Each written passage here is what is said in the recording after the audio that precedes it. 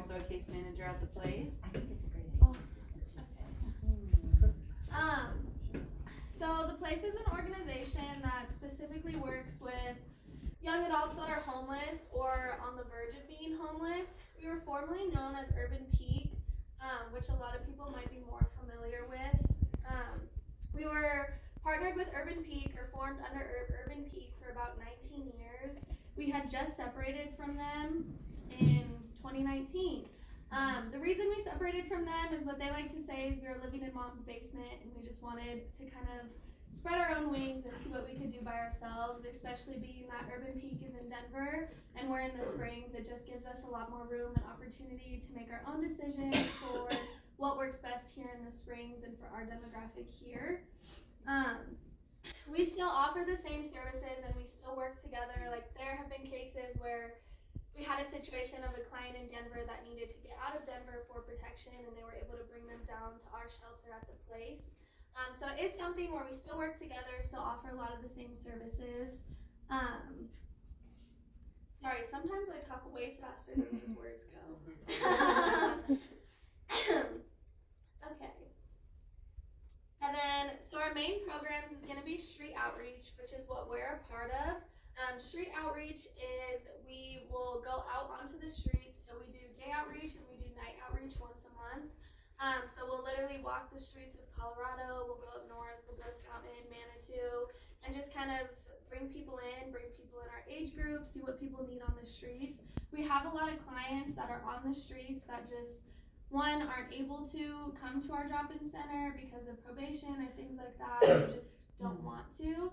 So our main focus with them is doing work with them on the streets. So we'll be able to do housing assessments, food stamps, Medicaid, give them clothes, whatever they need. And then we have our drop-in center, which is located on Fountain and Circle, right by Amy's Donuts. We're open from 9 a.m. to 5 p.m. and that's where we have 4 case managers and a clinician on site. And then, so 2 case managers will be able to go out on outreach and kind of work with clients on the streets, and then 2 case managers will be in the office where all of our other clients are able to come and hang out. We have a fully stocked kitchen, TV, Wi-Fi, computers that they can use. We have couches, private rooms for them to sleep, things like that. Just really a place to get them a little bit of a safe haven, get them off of the streets for a few hours. A lot of kids, if you know our shelters, they aren't the best, and a lot of clients or people that are on the streets don't want to be in the shelters. So they'll just kind of come use our resources, hang out, get away from the shelter for a bit before they go back overnight. We do education and employment, and then, I'll go into this a little bit more. Education and employment is mainly found at our shelter, which is called The Place. So The Place is our shelter, and that serves, I'm bad at keeping up with the slides. So our shelter is a 24/7 facility that serves youth 15 through their 21st birthday, and that's where you'll find the education and employment. They also do health case management, they also have a clinician on site. And then the shelter, again, it's based on, the idea is to get them, I want to say, I believe it's a 30-day, ideally, program where we're able to get them in, help them find a job, help them find a more permanent housing situation, but a lot of the times that's not realistic, so we do work with our kiddos and they are able to stay longer depending on their situation and what they need. The shelter has individual case managers, which does a lot of the VI SPDATs, things like that, and then they also have the health education and employment, which helps them with jobs, resumes, finding resources to kind of get them on their feet. And then, we have a lot of fun things that we do too. So at the drop-in center, we'll do groups every Friday. We have memberships to the YMCA. We have a whole list of summer activities planned out where we want to go to the zoo and go to like Ulysses. Is that what it's called? In Denver. So I'm not from here, so I haven't been there myself. But yeah, we do a lot of cool things for our youth to just kind of get them back involved in the community, get them on their feet. But all of our programs are very much so meet them where they're at, depending on the client, depending what they've been through, where they're at, stability, things like that. And then, we do have health case management. So we work directly with Peak Vista. Yeah. And we have someone come to our shelter once a week that will work directly with our clients. And then we also they're at the Springs Rescue Mission once a week that clients can also go there to see them. So a lot of really cool connections to just, again, meet our youth where they're at. A lot of the times with this demographic, you'll see issues as far as like showing up to appointments, remembering appointments. If you don't have a house or stability or a phone or things like that, it's hard to get to places that you need to get to. So that's why it's really cool and really important to just meet them where they're at and be able to help them where they're at as much as we possibly can. And then we also have a few housing programs. There's 3 main ones within our agency. So we have Rapid Rehousing, which is our quickest program. This is the one that's designed for kids that are ready to go back into the community, that they've been able to hold a job, they're able to pay rent. So we work with them. Their length of stay is up to 18 months. There's not as much case management. It's a lot more independent, again, getting ready to re-enter into society. And then you can kind of see it starts by paying portions of their rent, so 25, 50, 75, then once they reach their full, that's when ideally they would move out and kind of start their own journey. And then the next one, sorry, I talk kind of fast. Am I going too fast? Okay. The next one is going to be transitional housing. So we have 2 transitional housing programs, and right now we're housing 12 youth. This one is a little bit of a longer stay with a little bit more hands-on help. This is for youth that are a little bit more vulnerable, that maybe aren't able to hold his job as much, aren't able to pay a full portion of rent. So this is kind of just like a more long-term program to be able to help them and again meet them where they're at. And then the last one that we have is permanent supportive housing. So this is going to be for a lot of our clients that might have a developmental disability or have SSI that aren't able to work or have a hard time holding work. And this is a program where they're able to stay until they are 25 years old. They meet with a case manager weekly. They still have very supportive resources, very much hands on deck. The place has a lot of big plans in the future to be able to open up more permanent supportive housings and things like that we're working on. This is a huge need in our community with the demographic we serve. So yeah, this one, the length of stay is just up to 25. We actually just got 3 of our clients housed this week, which is super exciting. So yes, and then kind of just to go into a little bit more about case management. So a lot of the case management we do, again, goes based on the person. So I do one-to-one case management with all their clients. We do goal setting and just kind of like where they're at on a week-to-week basis, where their hope is at for their future, kind of what they're feeling that they want their next moves to be. But then we also have clients that might just come in and sleep because they've been outside all night and they just need somewhere to sleep. But we do work on budgeting, cooking. We'll do some cooking classes. We did plant potting. I'm not good at that, so they took charge of that one. But it was really cool to see the youth kind of take control and be excited about potting their plant and keeping it alive and things like that. So just a lot of cool things to not only just help them get on their feet, but to also remind them that they're still kids, they're still young, they still want to have fun, they still deserve to find hope, and just kind of, like I said in my mission statement, just give them a place of love and belonging to kind of build that self-esteem, to give them hope to move forward for the future. And then any questions? I know that was kind of a lot. How does it get funded? So we do have funding through HUD, and then we also do have a lot of donors. So between both. Mm-hmm. Yes. How many people do you have on staff? So with our drop-in center, it's kind of crazy. Over a year, we see over 600 clients, and there's 4 case managers, our program manager, then a clinician on site. The shelter, they have their shelter manager, their shelter supervisor, staff, and then they have 2 case managers, and then a clinician on site as well. And then housing, I want to say maybe 5 case managers, and then their program supervisor as well.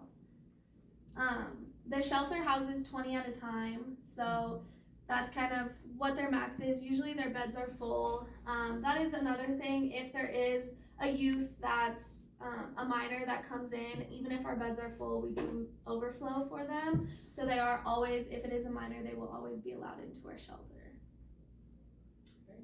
I thought you said something early on. It sounded like you made it sound like youth would be reticent to come to the shelter. Yes. Well, develop that. So as far as the Springs Rescue Mission, just because it is such a large entity and a lot of our clients are younger, being in kind of a position where there's so many different people and age ranges and things like that, it can be hard, especially for our youth.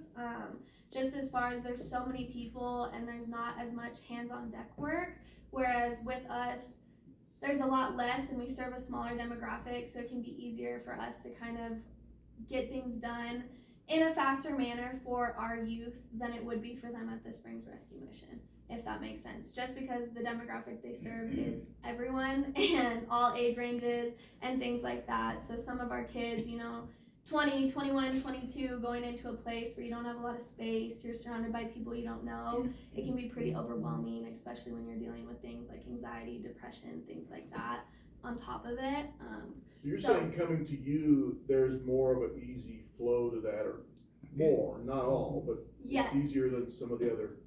Yes. So for our demographic, in reference, so the Springs Rescue Mission does a lot of case management, but the number that they serve is a lot bigger than the number that we serve. So we're able to work with them in a much quicker manner than they would be. And again, it just utilizing your resources, right? They can use us, and then that leaves more room for the Springs Rescue Mission to kind of work with the clients that they have on deck.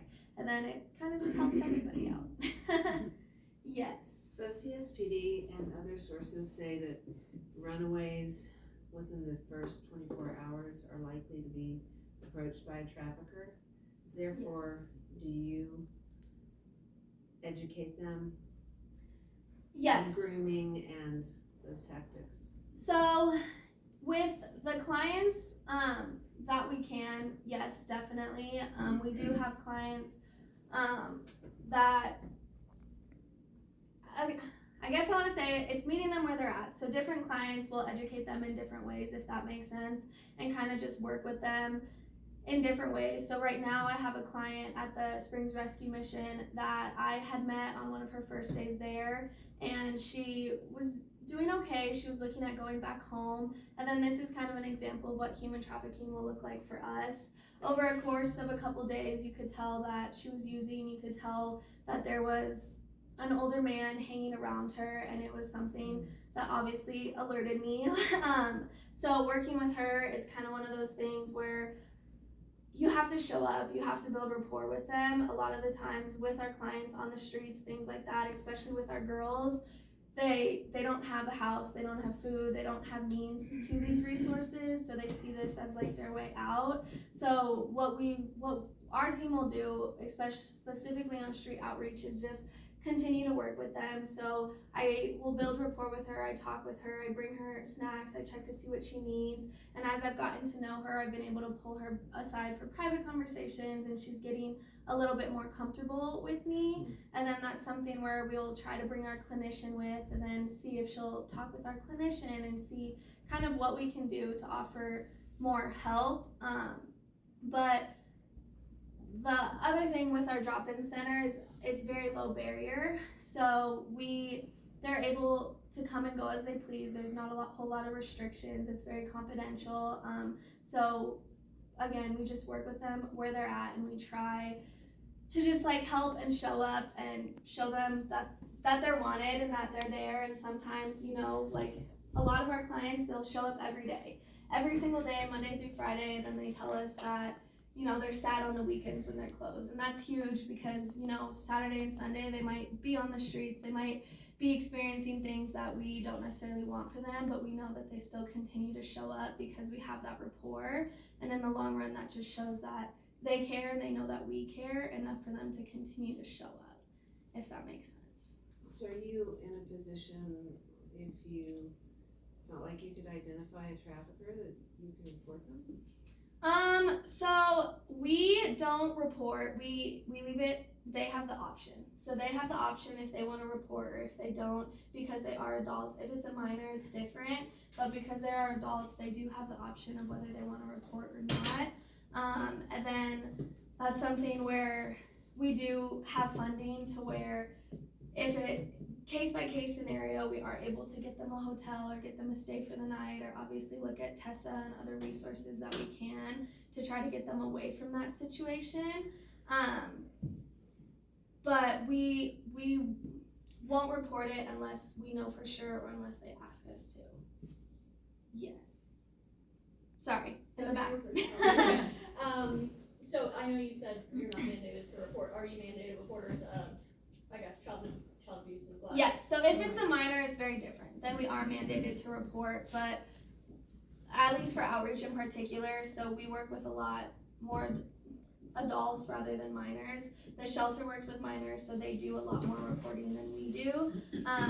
But I think that's why it's hard, but it's also very cool what we do, because we have a lot of clients that come in and they know that it's just a safe place. So they don't have to be afraid of, PD coming or getting in trouble or being judged or anything like that. Like, they're just able to come and just be them. And if they want to talk to us, they can. And over time, they do open up a lot more than obviously when you first meet them. Like, after being there for a few months, I have a few clients that have opened up to me a lot about a lot of different circumstances, and that's something where we'll talk with our program manager and kind of see what the best route is, or if this is something that, they've already known, or things like that. And then we do work with the client to just kind of see if they do want to report. If it's a situation where they open up about sexual assault or being trafficked or things like that, then we're able to ask them, like, how do you want to handle this?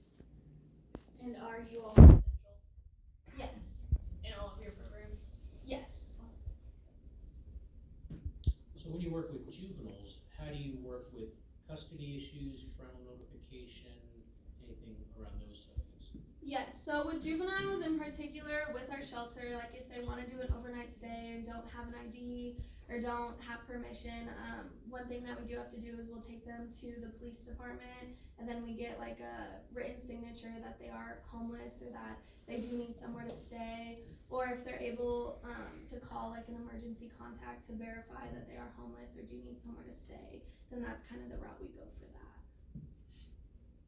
You guys also give like bus passes back to where people need to go and help get Yes. IDs as well, right? Yes, so we do Greyhound bus passes. So if a client is able to, if we're able to verify that they have somewhere safe to go in a different state or something along those lines, then we will be able to fund to transport them back to that safe place. Did you have another question? No? Okay. I just was curious, my son-in-law works at the juvenile detention center, and how much of your minors would you say are homeless that have been released from the juvenile detention center, and they're, family doesn't want them anymore because they did X, Y, and Z, or nobody cares, Right. So I'm curious. Don't quote me on this. I don't have that statistic, but I would say just from personal experience, because we do ask that question a lot, have you been in the juvenile justice system? And I would say it's probably about half that have. Just based off of what I do and the things that I fill out. Yes. Are your beds full every night in there? I'd say probably like 80 to 85% of the time. If there is 1 or 2 beds open, you're always welcome to call the shelter and kind of put that bed on hold. We get calls sometimes from people out of state or people that know that they're gonna need a bed, and we're able to hold that for them. And then again, if it is a minor, then they will always be let into our shelter. And then if it's someone that's not a minor, we can help them with like a Z-trip. We'll call the Springs Rescue Mission, make sure they have a bed open, get them a Z-trip to the Springs Rescue Mission, and kind of give them more information to let them know if a bed does open up for them.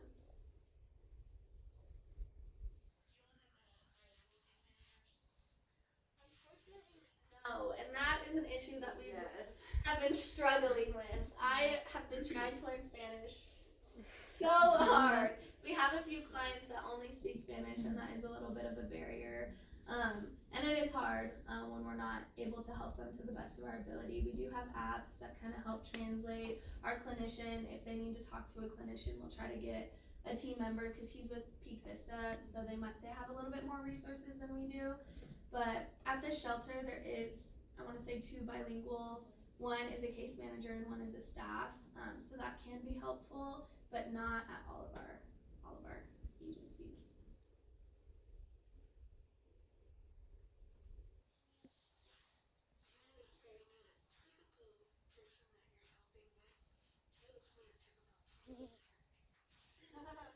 I'm like, who do you wanna? I'd say there's like a typical like three different types of categories to make it easier. Some of our clients, they are, and I feel like it goes with our housing program. Some are very good at holding jobs. You know, they apply for jobs on their own. They're very self-sufficient. They don't ask for a lot of help. They don't want a lot of help. I think a lot of it is just kind of having that safe space. If you're on the streets, if you're staying at the rescue mission, getting away and just kind of having a space of your own, and while they're working and things like that. I'd say that's like one group. And then I'd say another group, they are capable of getting jobs, they're capable of applying, but they need a lot of pushing, they need a lot of reminding, they need help creating their job resumes, they need help getting driven to their appointments, they need reminders of when their appointments are, but they're very willing and they want to do so. It's just kind of giving them that push. We have a client that says he's been on vacation for 6 months and that he's done with his vacation and he just got a job, he just got housed, and he's super excited, he's super proud of it. So I think everyone's situation is different, and then we also have our clients that aren't ready to move into society yet, that kind of come once. We might see every day for a week, we might not see them for 2 weeks, and then we might see them every day for a week. A lot of the times we'll see those clients out on the streets, we'll be able to bring them supplies, but those are the clients that are just there, we're just there to show up for them and to let them know that they're cared for, but they're not ready for work or to kind of take any next steps, if that makes sense.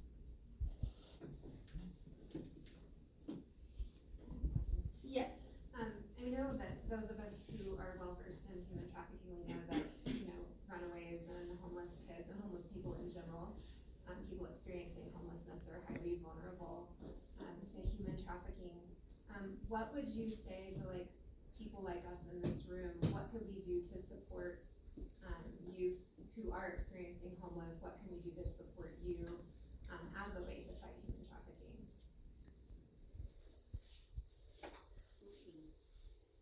What can you do to support our agency or our youth? Both? Okay.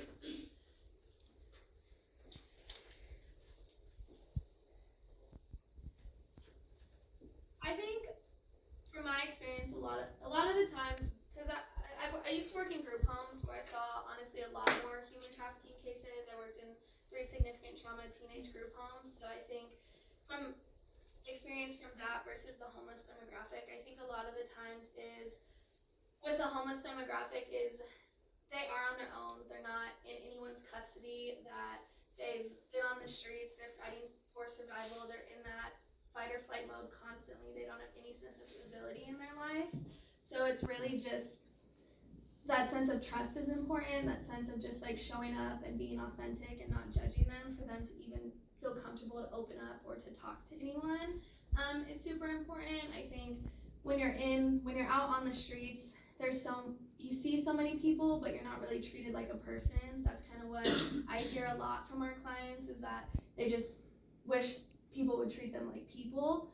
So I think just being genuine in your encounters with them and being able to just give genuine support and an authentic relationship to be able to show them that they're worthy and that they're deserving of something different is just kind of like the best place to start, because I've never experienced not being able to say I have anything, you know, or not being able to say I have anyone that cares about me. So for them, if someone's giving them food or whatever it is, in that case, like, who are we to try to tell them, or, you know, to try to like stray them away from that if we don't show them that we deserve to kind of have that right in their life. As far as the agency, I think we have a lot of big plans in the future coming up, and I think, judging from this, not a lot of people know about us.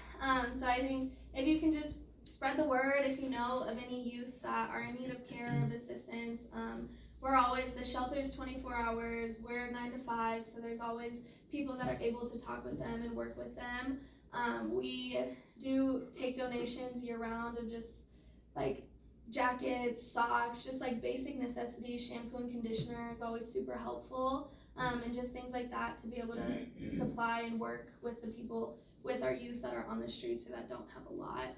Really just the basic necessities for us goes a long way. Where do you take those items to?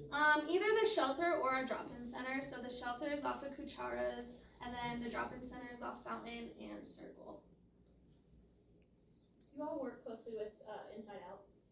We used to. I know before COVID that we used to do outreach with them, actually, and I know that they just started opening back up, They're right? restructuring right now. Yes. So I think there's been talk of kind of doing outreach with them again, but as of right now, we're not working as closely with them.